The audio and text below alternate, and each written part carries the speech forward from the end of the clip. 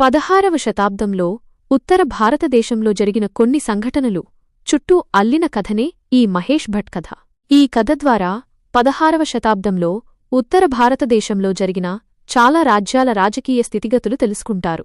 కథ మొదలుపెట్టే ముందు ఇలాంటి మరిన్ని ఆసక్తికరమైన చారిత్రక కథలు మీకోసం తీసుకొని రావడానికి, నాకు ప్రోత్సాహం ఇవ్వడానికి కేవలం వీడియోలను లైక్ చేయండి, కామెంట్లో తప్పకుండా మీ అభిప్రాయం తెలియచేయండి. కథను ఛానల్ మరింత మందికి రీచ్ అవ్వడానికి ఛానల్ సబ్స్క్రైబ్ చేసుకుని వీడియోలను షేర్ చేయండి.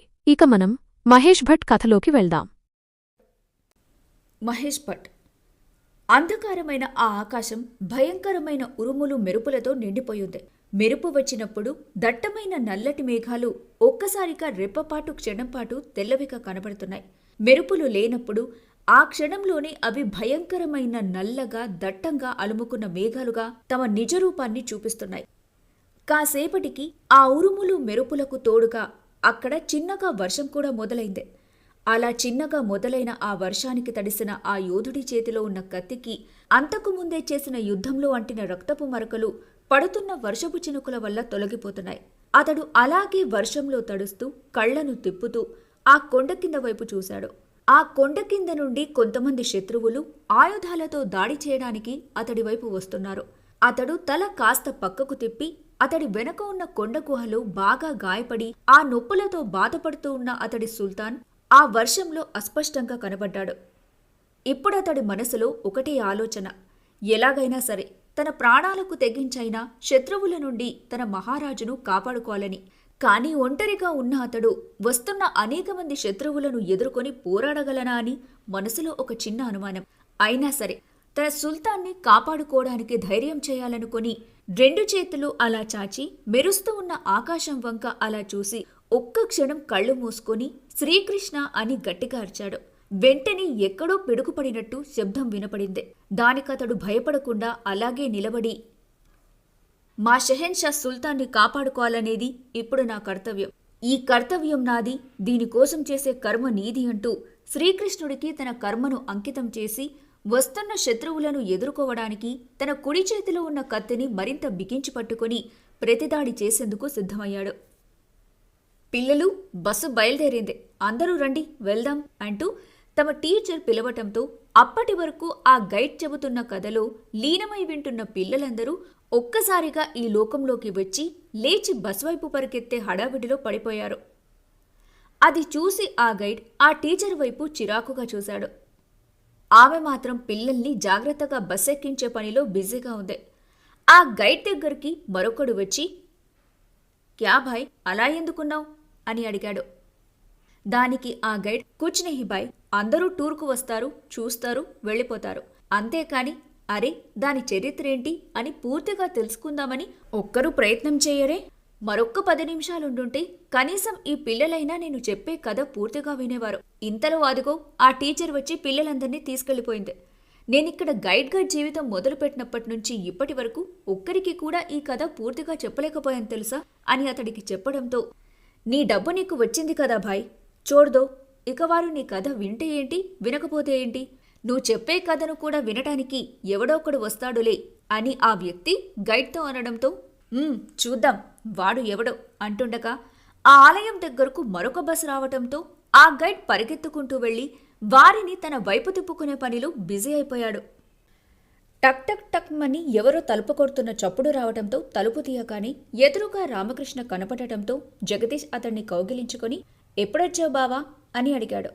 ఇప్పుడే వచ్చాను, నా లగేజ్ బ్యాగ్ మా ఇంట్లో పడేసి మిమ్మల్ని ఒకసారి చూసి వెళ్దామని ఇలా వచ్చాను అని రామకృష్ణ అంటూ ఇద్దరూ లోపలికి వచ్చి సోఫాలో కూర్చున్నారు. ఇంతలో తన గది నుండి స్నేహ బయటకి రావటంతో రామకృష్ణ హాయ్ స్నేహ అన్నాడు. దానికామె ఒక్క క్షణమాగి రామకృష్ణను అలా సూటిగా చూసి మళ్లీ చూపు తిప్పుకొని అతన్ని పట్టించుకోకుండా తన పని తాను చూసుకొని తన గదిలోకి వెళ్లి తలుపు వేసుకుంది. అది చూసి రామకృష్ణ తల చిన్నగా అడ్డంగా ఊపి తానింకా మారలేదనుకొని జగదీష్తో అది ఇది మాట్లాడి తన ఇంటికి వెళ్ళిపోయాడు. ఆ రోజు సాయంత్రం రామకృష్ణ తన ఇంట్లో ఏదో పుస్తకం చదువుతూ ఉండగా జగదీష్ వచ్చి, బావా, భోజనానికి నిన్ను రమ్మని అమ్మ చెప్పింది అని అన్నాడు. కాసేపు తర్వాత వస్తానని రామకృష్ణ అన్నాడు. సరే కాని బావా, హెచ్చమనాయక శివుడు తర్వాత చాలా గ్యాప్ తీసుకుంటున్నావు. నాకు మరొక కథ చెప్పడానికి ఏంటి విషయం అని జగదీష్ అడగటంతో రామకృష్ణ కాస్త నవ్వి, సమయం రావాలి, సోర్స్ దొరకాలి కదా మంచి కథ చెప్పడానికి. అయినా నీకు ఈసారి హెచ్చమనాయకును మించిన కథ దొరికితేనే చెప్పాలనుకున్నాను. అందుకే కాస్త ఆలస్యం అవుతోంది. చూద్దాం, దగ్గరలో ఏవైనా మంచి కథలు దొరుకుతాయేమో అని చెప్పాడు. నువ్వు చెప్పే మంచి కథ కోసం ఇక్కడ వెయిటింగ్ బావా. దానికి రామకృష్ణ నవ్వి, సరే చూద్దాంలే, రేపు టూర్ వెళ్ళాలి అనుకుంటున్నాను. అక్కడ ఏవైనా ఆధారాలు దొరికితే నీకు ఒక మంచి కథ చెప్తాలే అనటంతో, సరే బావా, తొందరగా వచ్చే, భోజనం చేద్దాం అని చెప్పి జగదీష్ వెళ్ళిపోయాడు. రామకృష్ణ ఆ పుస్తకం పక్కన పెట్టి జగదీష్ వాళ్ళ ఇంటికి వెళ్లేసరికి అందరూ భోజనం చేయడానికి డైనింగ్ టేబుల్ దగ్గర కూర్చున్నారు. రామకృష్ణ కూడా వెళ్ళి అక్కడ కూర్చొని అన్నం కలుపుకొని తింటూ స్నేహ తన వైపు చూస్తుందేమో అని తన వైపు ఓరగా చూశాడు. ఆమె తింటూ ఉంది కానీ అతడి వైపు కనీసం చూడను కూడా లేదు. ఇక ప్రయోజనం లేదనుకొని రామకృష్ణ పళ్ళెంలో అన్నం పెట్టుకుని తింటుండగా, బావా, కడప జిల్లాలో ఏదో పల్లెలో తవ్వకాలు జరుపుతున్నారన్నావు కదా, ఇప్పుడు ఎలా సాగుతుంది అని జగదీష్ అడిగాడు. అక్కడొక గుడిని పూర్తిగా మట్టి నుండి బయటకు తీయించాం. ఇప్పుడు అక్కడ గ్రామస్తులు పూజలు కూడా చేస్తున్నారు. ఆ గ్రామస్తులు చెప్పిన దాని ప్రకారం అక్కడింకా 106 ఆలయాలతో పాటు ఒక బంగారు రథం కూడా ఆ ప్రాంతంలోనే ఎక్కడ ఉన్నాయని తెలిసిందే. కానీ వాటికి సంబంధించిన చారిత్రక ఆధారాలేవి మాకు దొరకలేదు. పరిశోధన ఇంకా కొనసాగుతూనే ఉంది. అది కొన్ని రోజుల్లో ఒక కొలిక్కి వస్తుంది. ఆ తర్వాత నన్ను మళ్లీ వైజాగ్కి పంపించేస్తారు. నాకు ఏడాదికి 10 రోజులు సెలవు తీసుకొని అలా టూర్కి వెళ్ళి రావటం అలవాటు. అందుకే ఈసారి అలా ఝాన్సీ, ఫతేపూర్, కాశీ వరకు వెళ్ళొద్దాం అనుకుంటున్నాను. వీలైతే నువ్వు రా జగదీష్, అలా వెళ్ళొద్దాము అని రామకృష్ణ అనటంతో, నాకు కూడా సంక్రాంతి సెలవులు వచ్చాయి బావా, వస్తాలే అని ఉత్సాహంగా అన్నాడు జగదీష్. ఈసారి నేను వస్తాను అంది స్నేహ. దెబ్బకి రామకృష్ణ, జగదీష్ ఇద్దరూ కళ్ళు పెద్దవి చేసి ఆమె వైపు చూశారు. రామకృష్ణ అయితే మరీను, తనతో మాట్లాడడానికి కూడా ఇష్టం లేని ఈ అమ్మాయి నాతో టూర్కి వస్తానంటోందేమిటి అని. అయినా అంత దూరం నువ్వెందుకే అని మంగమ్మ వారించినా, ఎప్పుడు వాడైనా ఈసారి నేను వెళ్తాను అని మారం చేసింది స్నేహ. అసలు రాదు అనుకున్న స్నేహ టూర్కి వస్తానని ఎందుకలా మారం చేస్తుందో రామకృష్ణకు అస్సలు అర్థం కాలేదు. ఈ అమ్మాయిలంతే, ఎవ్వరికీ అర్థం కారు. అంత దూరం నీతో టూర్ వెళ్ళటం పాపం, రామకృష్ణకు ఇబ్బందేమో అని మంగమ్మ కాస్త అనుమానపడింది. అయ్యో అదేం లేదత్తా, మామూలుగా నేనొక్కడే అయితే రైలు దొరికితే రైలు, బస్సు దొరికితే బస్సు అంటూ ఏ ప్లాను లేకుండా అడ్డదిడ్డంగా వెళ్లేవాణ్ణి. అదే వీళ్ళు నాతో ఉంటే ఒక ఆర్గనైజింగ్గా ప్లాన్ వేసుకొని వెళ్తాను. స్నేహ రావటం వల్ల నాకు ఎలాంటి ఇబ్బంది లేదు అని రామకృష్ణ అనటంతో, మా అమ్మకు మీ రికమెండేషన్ ఏమీ అవసరం లేదు అని స్నేహ కాస్త కటువుగానే అందే. ఏమైతేనేమి స్నేహను కూడా జగదీష్, రామకృష్ణలతో పంపడానికి ఆమె అమ్మా నాన్న ఒప్పుకోవడంతో ముగ్గురు సంతోషంగా బయలుదేరారు. అలా వారు ఝాన్సీకి వెళ్తుండగా మధ్యప్రదేశ్లో ఒక చోట ఏదో బ్రిడ్జ్ దెబ్బతింది అని బస్ డ్రైవర్ హైవే నుండి ఒక అడవి మార్గంలో బస్ దారి మళ్లించి వెళ్లాడు. అలా చాలా దూరం వెళ్లిన తర్వాత ఆ బస్ని ఆపి డ్రైవర్ ఏదో సమస్య ఉందని కిందికి దిగి చూశాడు.